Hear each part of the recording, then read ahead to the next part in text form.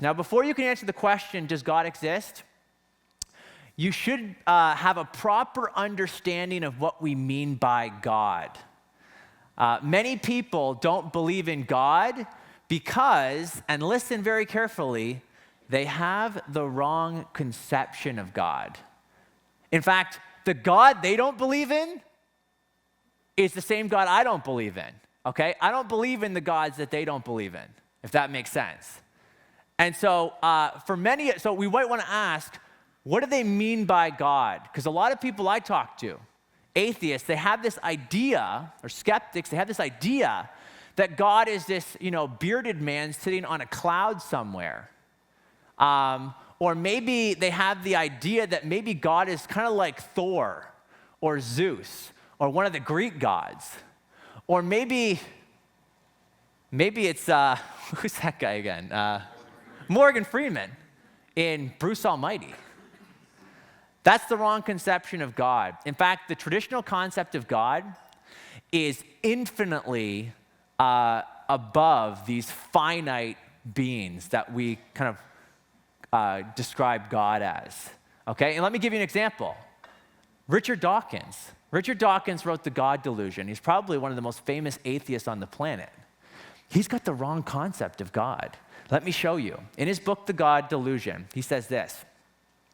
He says, I have found it an amusing strategy when asked whether I'm an atheist to point out to the question that the questioner is also an atheist when considering Zeus, Apollo, Amon-Ra, Mithras, Baal, Thor, Wotan, the golden calf, and the flying spaghetti monster. I just go one God further. And so you can see kind of the idea here is, look at, you Christians, you're all atheists too. You don't believe in Baal and Zeus and all these other gods. Well, I just go one God. I just throw Yahweh into the mix. I just throw Jehovah or whatever you want to call him, he's in the mix. That's the wrong concept of God. Yahweh of the Bible is not even in the ballpark with these other ideas, concepts of God, okay? What do we mean? Well, these gods that Richard Dawkins just described are all created beings, for one.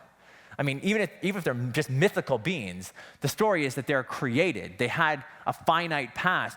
The God of the Bible is uncreated. We'll see that in a minute. These gods are all finite. They're limited in certain ways.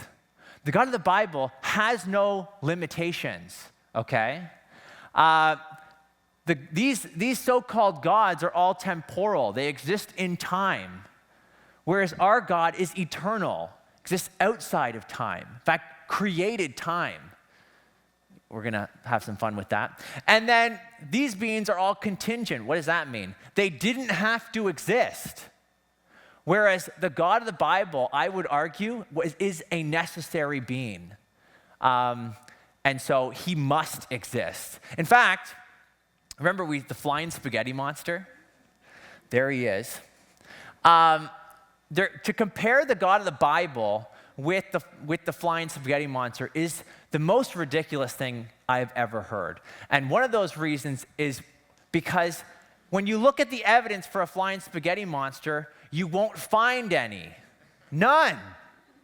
But if you want to go and look for evidence for the God of the Bible, the classical concept of God, going back to Aquinas and even further back, you will find that there are philosophical arguments like the Kalam cosmological argument. I mean, they have fancy names, the design argument, the moral argument. There are lots of arguments that have been put forth for the God, the traditional concept of God.